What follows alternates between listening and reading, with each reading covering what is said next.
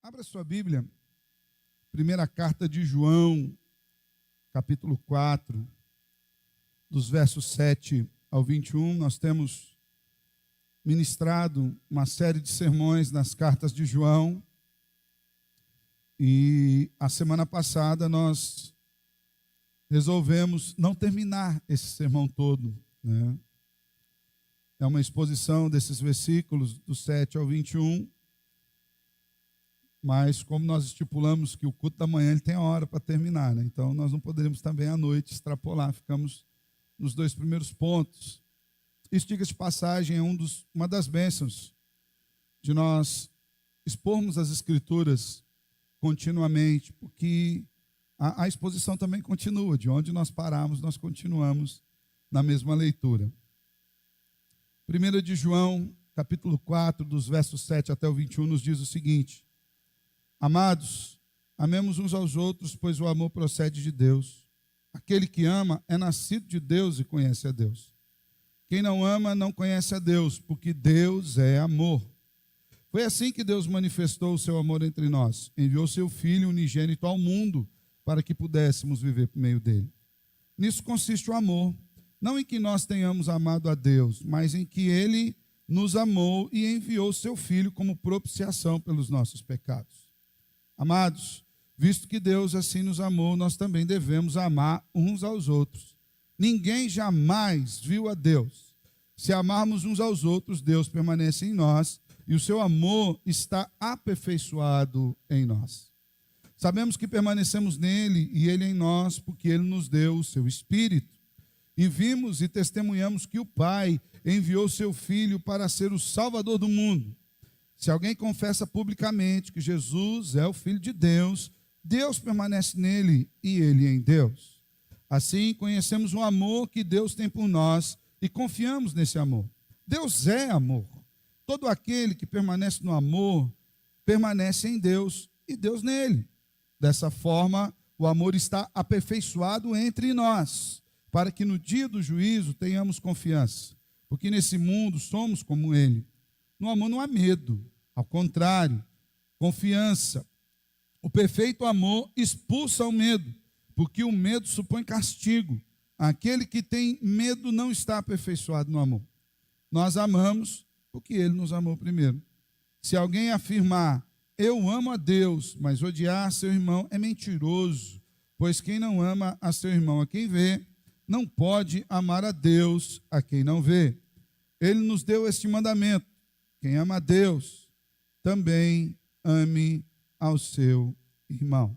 Vamos orar? Mais uma vez exaltamos o seu nome, Senhor, pela tua palavra. E queremos lhe pedir que o Senhor nos dê o verdadeiro entendimento dessa palavra, para que nós não apenas a recebamos como instruções morais, mas que a recebamos como palavra de Deus, que transforma a nossa vida de dentro para fora, que mexe com o nosso coração.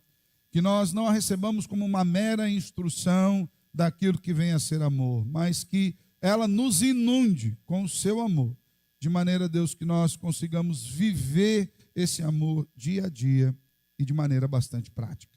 É assim que nós oramos em Cristo. Amém e amém. Semana passada nós já estivemos falando sobre esse texto e vimos que uma das grandes bênçãos que Deus nos dá em nos ter feito a sua imagem e semelhança é que ele nos dotou da capacidade de amar como ele ama. Vimos também que esse amor de Deus reside nele mesmo, na própria relação que ele tem entre a Trindade, Deus Pai, Deus Filho e Espírito Santo, que coexistem em glória, em majestade, que coexistem nas suas pessoas e nas suas funções, e ninguém suplanta o outro ou ultrapassa o outro, e eles vivem em perfeita harmonia e em perfeito amor. O Pai, o Criador, o Filho, o Redentor, e o Espírito, o vivificador da igreja. Também vimos que João tem uma grande preocupação com o tema do amor. Essa é a terceira vez que ele trata desse tema nas suas cartas. Ele fala do amor como algo prático que a gente precisa conviver. Ele fala do amor como sendo uma prova de que nós somos filhos de Deus. E essa é uma prova cabal, porque aquele que é filho de Deus o é porque recebeu o amor do Pai, e se ele recebeu o amor do Pai, ele é chamado a transmitir esse amor a outro. E na semana passada nós começamos nessa exposição desse texto em específico, na terceira abordagem que João fala sobre o amor, a buscar uma compreensão do que vem a ser esse amor e de como isso traz implicações para a nossa vida. E a primeira implicação prática que nós vimos sobre a compreensão de um amor bíblico é que o amor é uma ordem. Deixamos isso muito claro na semana passada. João diz aqui: amados, amemos uns aos outros. De maneira que o amor não é um sentimento, o amor não é uma emoção, o amor é um condicionamento, o amor é um ato de obediência, o amor é uma disposição de coração e uma disposição mental em obedecer a Deus e direcionar todo o desejo de bem, todo o desejo de que a outra pessoa se desenvolva na fé por intermédio daquilo que nós recebemos de Cristo. O amor não é um sentimento, até porque a gente percebeu que nem sempre a gente é amável. Muitas vezes nós não somos amáveis, muitas vezes as pessoas que nos cercam não são amáveis. Isso não significa que elas não devam receber o nosso amor, porque o amor é uma ordem. Também vimos que esse amor, ele só pode ser uma ordem, ele só pode ter esse aspecto, quando o seu fundamento está na pessoa do próprio Deus. O fundamento do amor não está nas pessoas que nos cercam. O fundamento do amor não está no homem. O fundamento do amor não está nas nossas emoções. O fundamento do amor não está nos nossos sentimentos. O fundamento do amor está em Deus. Versículo 10, João diz o seguinte: nisso consiste o amor. Não é que nós amamos a Deus, é que Ele nos amou, em primeiro lugar. O amor consiste em que Deus tenha nos amado. E isso é uma implicação prática. Esse amor que a Bíblia fala, ele não tem como fundamento o bem que o homem quer para si mesmo. Ele tem como fundamento o bem que Deus quer para o homem. Porque muitas vezes aquilo que nós chamamos de bem é mal. E nós o fazemos em nome do amor. Então nós já vimos esses dois aspectos a semana passada. E hoje nós vamos para um terceiro aspecto prático, uma terceira implicação desse amor bíblico, que é o fato de que a prática do amor ao próximo demonstra o nosso próprio amor a Deus. Olha só. O amor é uma ordem, o fundamento é Deus, e a prática do amor ao próximo, às outras pessoas, demonstram o nosso amor a Deus. Perceba o que João diz nos versos 12 e depois nos versos 20 e 21. Versículo 12, João diz o seguinte: ninguém jamais viu a Deus. Se amamos uns aos outros, Deus permanece em nós e o seu amor está aperfeiçoado em nós. Então, ele faz uma declaração: olha, a gente diz que ama a Deus, e de fato o amamos, mas ninguém viu Deus. Ninguém viu Deus. Então, se nós amamos, é porque Deus permanece em nós. Versículo 20 diz assim: se alguém afirmar, eu amo a Deus, mas odiar o seu irmão, é mentiroso. Pois quem não ama seu irmão a quem vê, não pode amar a Deus a quem não vê. João apresenta aqui algo muito interessante, mais um exercício de lógica cristã. O que João está dizendo? Uma vez que ninguém viu a Deus, a única maneira de se ver aquele que é amor é através do amor que os seus filhos demonstram entre si, conformando assim com a presença de Deus.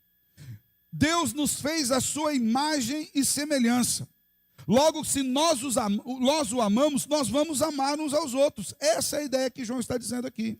Então, se você não pode ver a Deus e diz que ama a Deus, a prova desse amor é que você ame aquelas pessoas que foram feitas à imagem e semelhança desse Deus.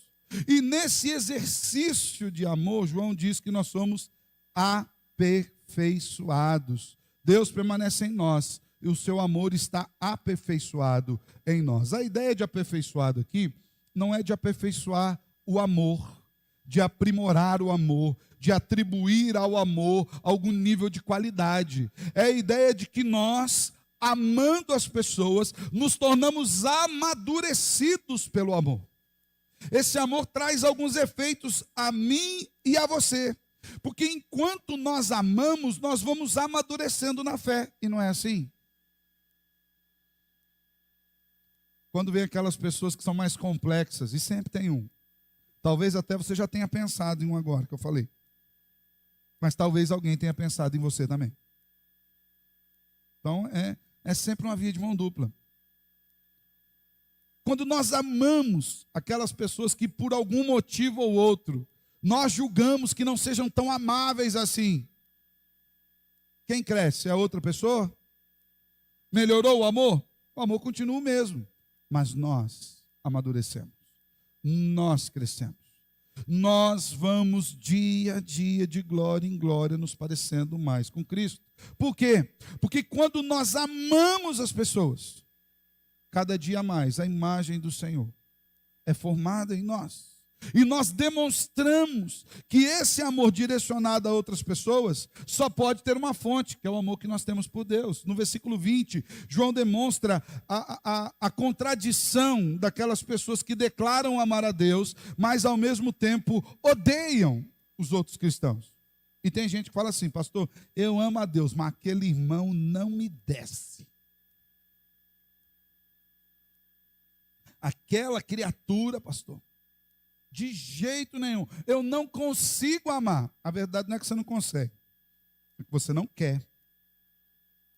Porque o amor não tem a ver com as suas afeições particulares. O amor tem a ver com obediência. Se você ama a Deus, você vai amar a outra pessoa. E João diz que o discurso de amo a Deus, mas não amo o outro, ele é um discurso contraditório. Ele é um discurso sem fundamento. Como nós podemos amar a Deus, que está no céu, se não amamos aqueles que são seus filhos? É interessante que João está direcionando aqui aos irmãos.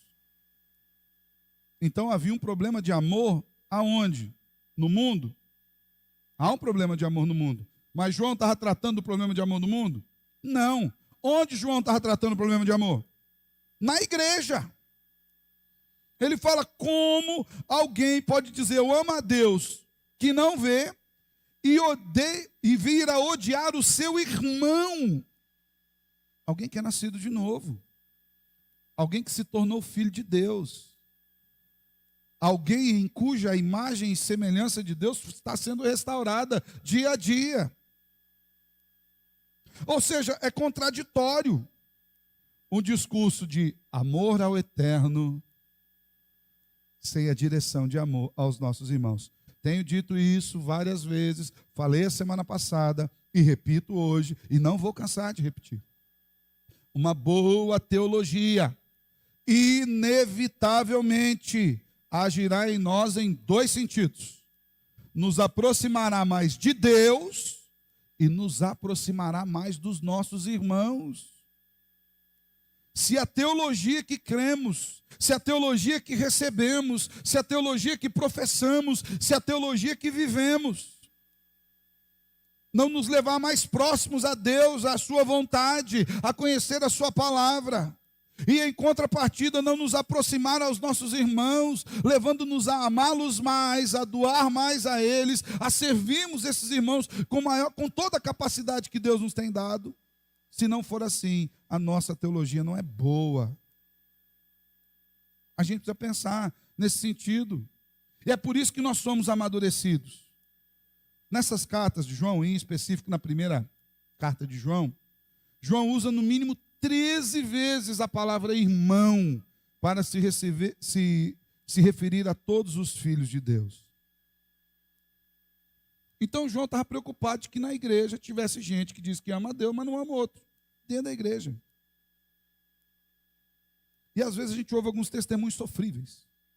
Eu já ouvi isso. Pastor, eu não entendo, porque tem gente que não é crente, é muito melhor que o crente. Você é aonde, irmão? É a sua visão que está distorcida. É que às vezes o não crente compactua com os seus pecados particulares, e o crente não.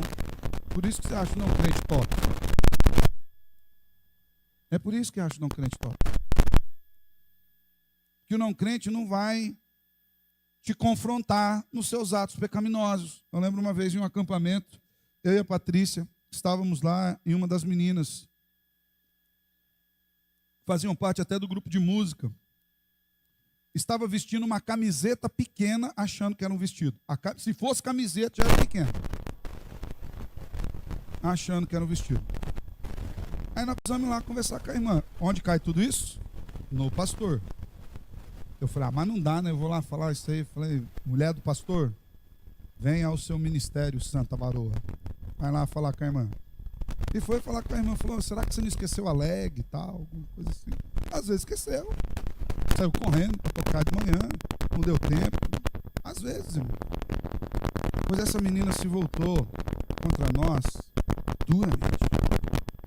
E eu lembro dela dizendo assim, pastor, lá na minha faculdade, onde a gente foi, no mundo, nunca ninguém disse um absurdo desse para mim. Eu falei, é lógico, eles estão achando que está cumprida lá no mundo. No mundo, isso aqui está ótimo. É daí para menos. Mas nós não somos o mundo.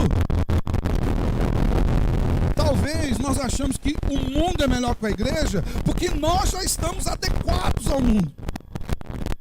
O mundo não nos incomoda. E nós também não incomodamos o mundo. Você entende isso? O quanto isso é perigoso. João está dizendo, nós devemos amar aos irmãos. Aqueles que foram lavados por Cristo Jesus. Porque esses demonstram também, quando nós os amamos, que nós amamos a Deus. O que João afirma mais uma vez, usando um exercício de lógica cristã, e ele apela bastante para a lógica cristã, em específico nesse texto, é que espera-se que os cristãos amem-se uns aos outros, porque vivenciam o amor do Senhor no seu coração. E o amor é, na verdade, uma ordem.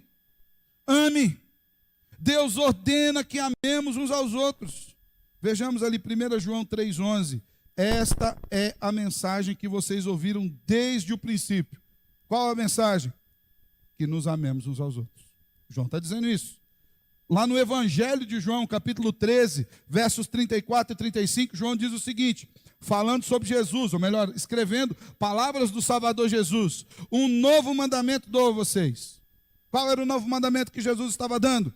Amem-se uns aos outros. Jesus diz assim, uma nova sugestão eu dou, um novo palpite eu dou, uma nova opção eu dou, uma nova ilustração eu dou. Não, ele diz um novo mandamento, uma ordem clara que deve ser obedecida. Amem uns aos outros. Como eu os amei, vocês devem amar-se uns aos outros. Com isso, todos saberão que vocês são meus discípulos, se vos amarem uns aos outros.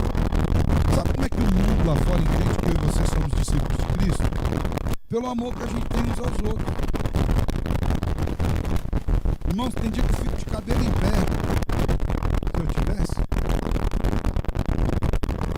Quando eu vejo pessoas que chegam assim, pastor, mas que fulano da igreja não é muito bom, não. Aquele outro lá também tem esses defeitos, aquele outro lá tem uns defeitos, aquele outro lá, o que você está fazendo lá?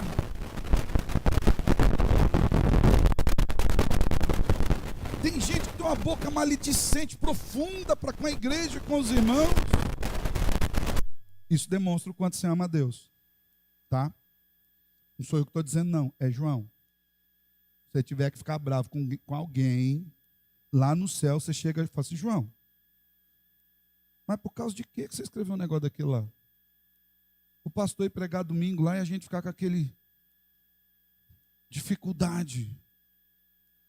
João vai dizer assim, porque o Salvador fez isso, porque ele amou. O próprio João ainda, capítulo 15, 17, mais uma vez, Jesus falando, este é o meu mandamento, amem-se uns aos outros. Lembre-se que o amor cristão não pode dizer, e ele não quer dizer, que nós vamos concordar com tudo que o outro faça. Muitas vezes esse amor cristão vai apontar o dedo para a pessoa, não para os outros. Você viu que seu irmão pecou, você vai e fala com ele. Não põe no ciclo de oração da igreja para fazer uma fofoca gospel, não. Tem gente que faz isso. O irmão pecou, vou colocar em oração, põe no WhatsApp da igreja. Aí todo mundo sabe que o irmão pecou. Vai e fala com ele, no particular. Se ele entendeu o negócio, se ele o recebeu, você ganhou, seu irmão. Não resolveu, chama mais um. Não resolveu, leva para a igreja, presbíteros, pastores. Não resolveu, aí nós trazemos aqui. É um processo bíblico. Muitas vezes o amor vai fazer isso. Nós podemos não gostar de algumas características das pessoas. Todavia, como estamos em Cristo, nós a amamos por causa do Salvador. Quando nós falamos em amar a pessoa, não significa que você vai gostar de tudo que ela gosta. Do mesmo estilo de roupa, do mesmo estilo de música, dos mesmos gostos pessoais, por cores, afeições, afinidades. Não significa que ela agora é obrigada a criar os filhos do jeito que você cria os seus.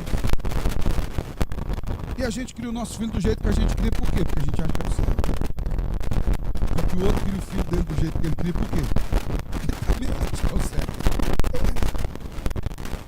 Não significa que a gente precisa estar literalmente gostando de absolutamente daquilo que o outro gosta. Mas significa que nós vamos amá-lo, apesar das diferenças, e entender que as diferenças que Deus permitiu que nós tivéssemos entre nós é para que nós crescêssemos, para que nós desenvolvêssemos o amor, para que nós fôssemos amadurecidos pelo exercício do amor. É por isso que a gente é diferente. Para a glória de Cristo Jesus. Assim, a prática do nosso amor pelos irmãos demonstra o nosso amor pelo próprio Deus. Se alguém afirmar, eu amo a Deus, mas odiar o seu irmão é mentiroso, pois quem não ama seu irmão, a quem vê, não pode amar a Deus a quem não vê.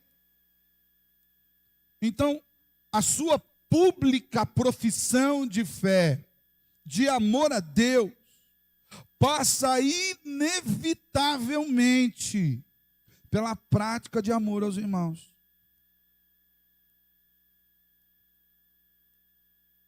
Pastor, mas ele peca demais. E nós pecamos pouco. Mas é difícil amar aquele irmão. E é fácil amar a gente? Não é fácil amar a gente.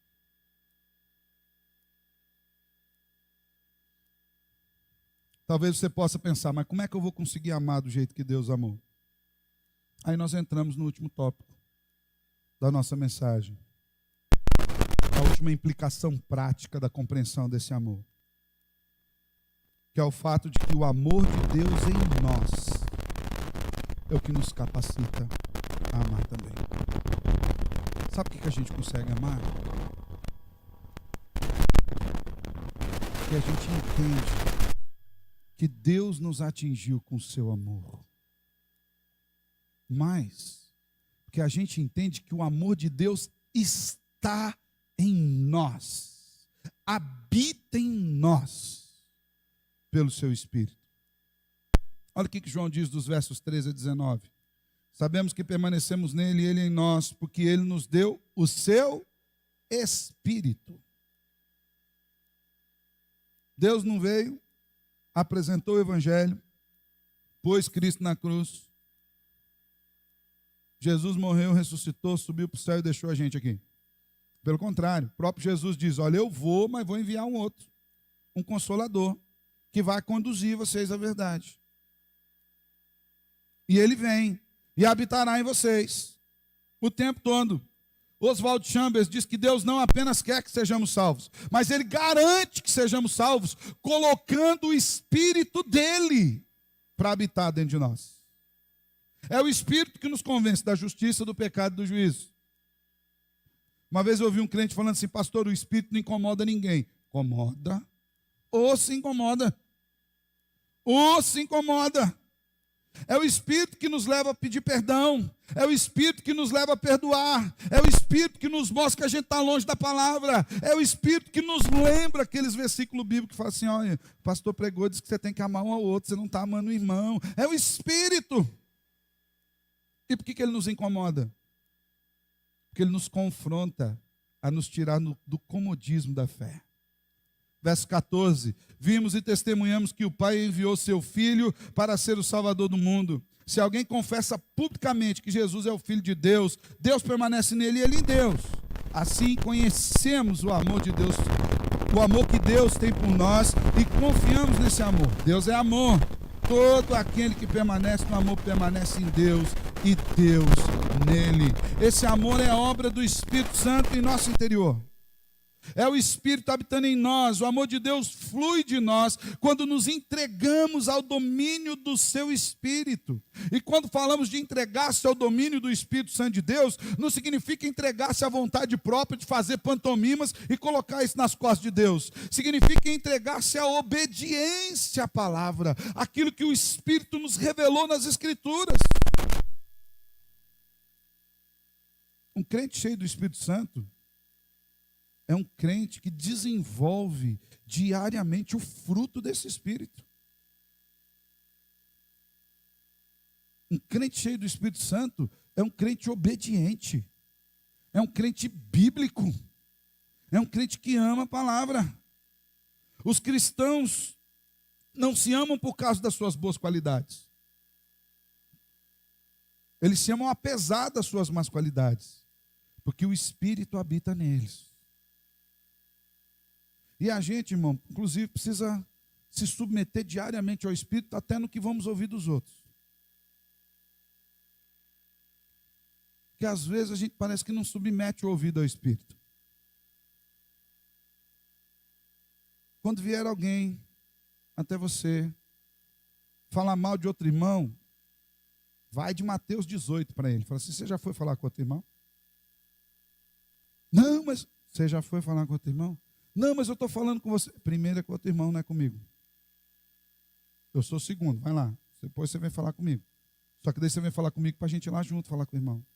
Porque senão, irmãos, nós estamos institucionalizando a fofoca. E a gente começa a colocar no ouvido de pessoas coisas contra irmãos na fé. De maneira que aquelas pessoas começam a olhar os outros irmãos de maneira diferente. Olha aquele ali como é que é assim, aquele outro como é que é assim, aquele outro como é que é daquele jeito, aquele outro como é que é daquele jeito. E sem perceber, em vez de nos submetermos ao Espírito de Deus no nosso ouvido, que nos diz que aquele irmão, apesar das suas falhas, é alguém comprado pelo sangue maravilhoso de Cristo Jesus, perdoado na cruz do Calvário, lavado e redimido dos seus pecados, gente que vai morar no céu e que foi justificado pela graça. Nós começamos a olhar para ele com os olhos de Satanás. A gente precisa tomar cuidado com isso. Muito cuidado. E Deus já fala que a maneira de nos proteger é colocando seu Espírito em nós. Nós não teremos dificuldades em amar nossos irmãos quando habitamos no Senhor e Ele em nós. Isso é um testemunho da obra de Cristo em nossas vidas. Você não vai ter dificuldade em amar alguém quando o Espírito que habita em você disser assim: mas Deus te amou apesar dos seus pecados. Ou você acha que você era top demais? Ou você acha que Deus falou assim: vou colocar ele no céu, porque uma pessoa boa dessa tem que estar lá, ué. Imagina como é que vai ser o céu se não levar fulano de tal. Gente boa.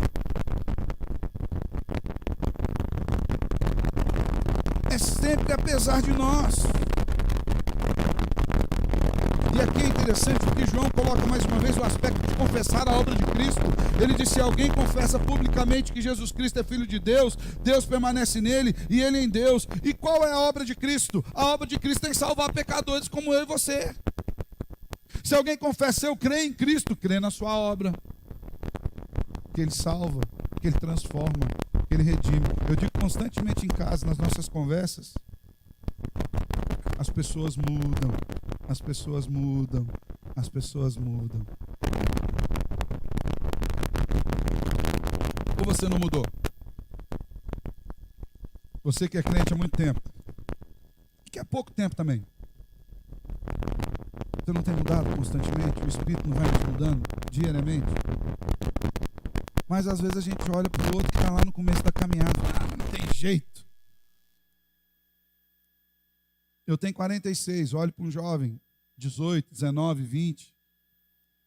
Não, mas ele é descabeçado. Ué, como é que você era quando você tinha 18, 19, 20? Você tinha a cabeça dos 46? Não tinha nada. É só a graça do Eterno para continuar gostando de nós, cuidando de nós. Mas não é assim, gente.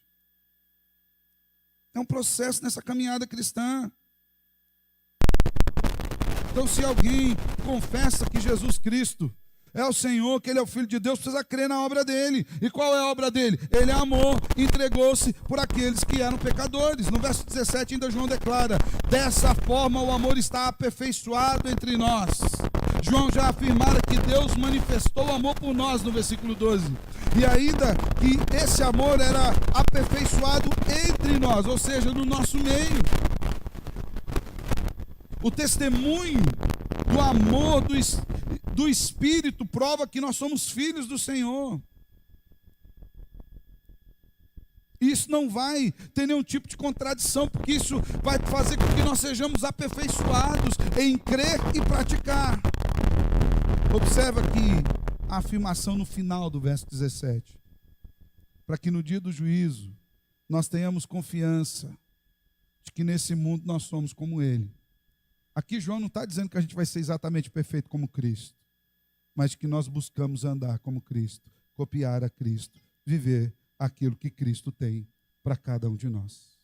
O amor de Deus por nós e em nós é tão intenso, que tira do nosso coração até mesmo o medo de amar o nosso irmão, de amar o nosso próprio, do nosso próximo, de não sermos amados pelo Pai por conta das nossas falhas. Versículo 18, João diz assim: no amor não há medo. No amor não há medo. Quando eu entendo que Deus me ama, cantamos aqui, um amor grande, um amor incondicional, um amor que é apesar de nós,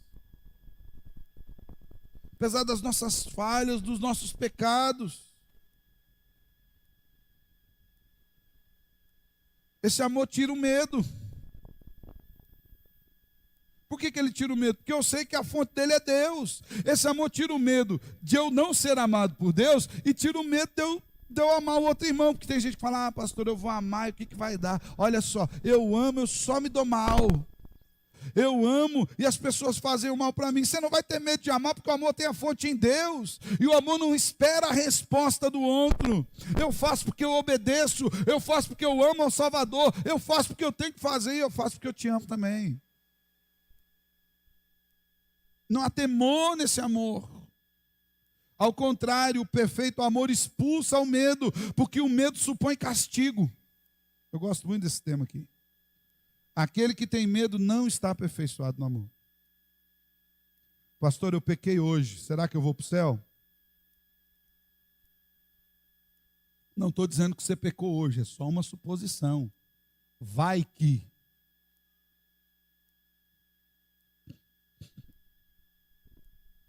Você vai para o céu não pela sua capacidade de não pecar. Você vai para o céu pela capacidade tremenda, magnífica do Salvador em perdoar os seus pecados.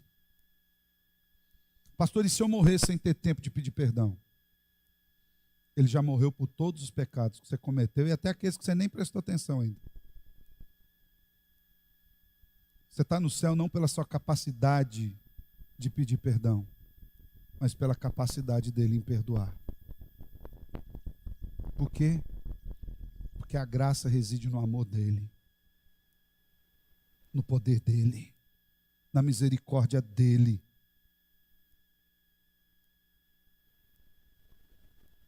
Antes, o Senhor nos afirma que o próprio amor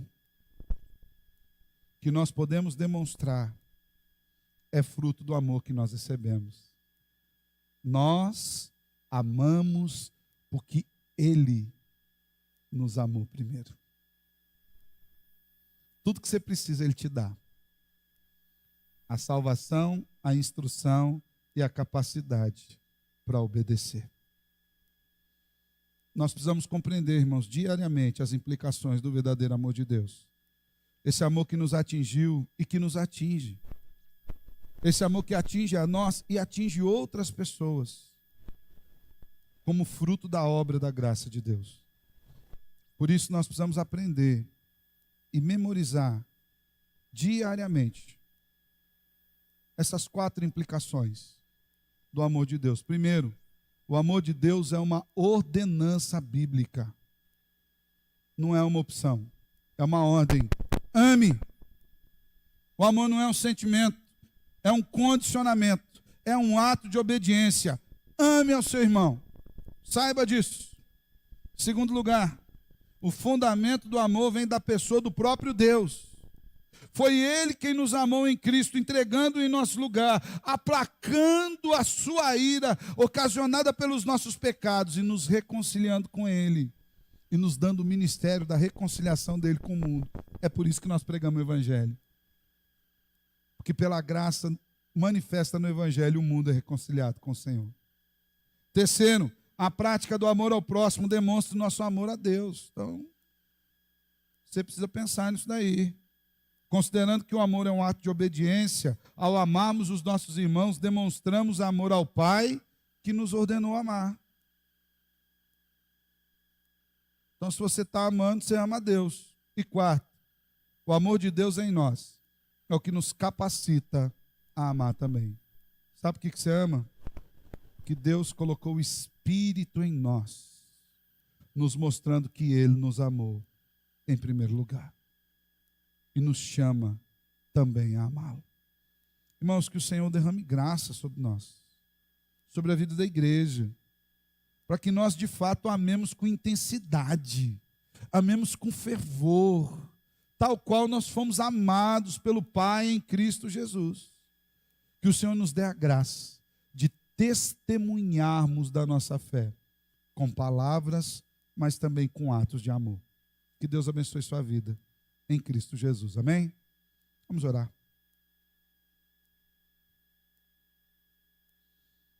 Amado Deus, nós exaltamos o seu nome e pedimos que o Senhor nos fortaleça em graça, para que nós consigamos amar como o Senhor pede que amemos. Nos ajuda, Senhor. Nos ajuda a obedecer, a nos submeter ao teu Espírito, que nos mostra o teu querer pela tua palavra. Nos ajuda a andar em novidade de vida e a viver de acordo com o teu querer. Abençoa a tua igreja, de forma, Senhor, que o amor bíblico seja visto em nosso meio, de forma que as pessoas lá fora vejam o amor que nós temos uns pelos outros, de forma que calúnia e difamação estejam longe dos nossos lábios. Antes, Deus, que nós falemos a verdade em amor e que nós, Senhor, em amor, ajudemos, exortemos, fortaleçamos os nossos irmãos, para que caso eles estejam em queda, pela graça de Cristo, eles sejam levantados. Nos ajude, Senhor. Fortalece teu povo. É no teu nome que oramos. Amém e amém.